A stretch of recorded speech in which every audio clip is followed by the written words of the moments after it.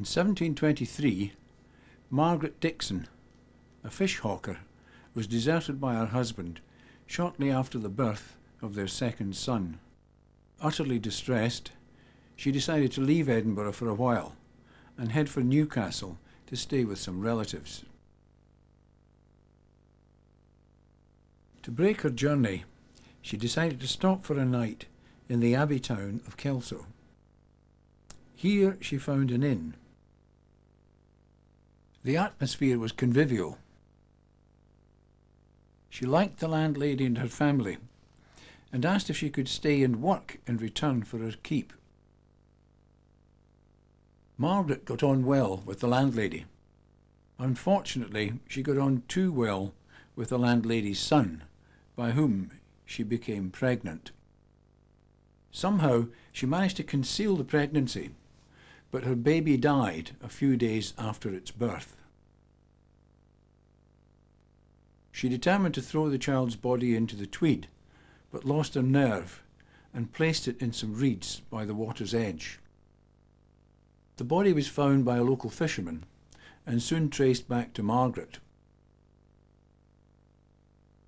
This being a capital offence, she was tried and sentenced to death by hanging in Edinburgh's Grassmarket. Crowds turned out to watch her execution. The body was cut down by the hangman and taken away by grieving relatives and friends for burial near Musselburgh, where she was born.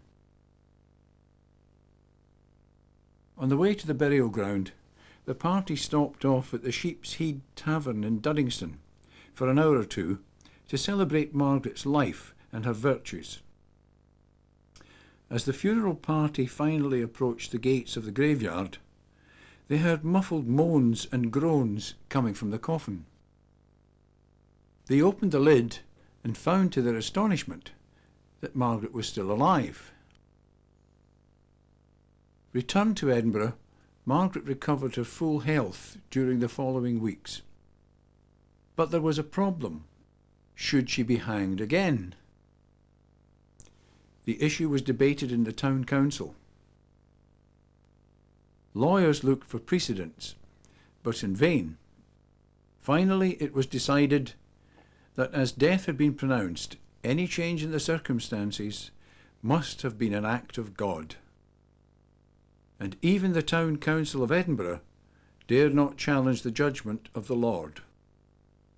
So Margaret Dixon was set free and lived in Edinburgh for another 40 years, known by all as the celebrated Hangit Maggie.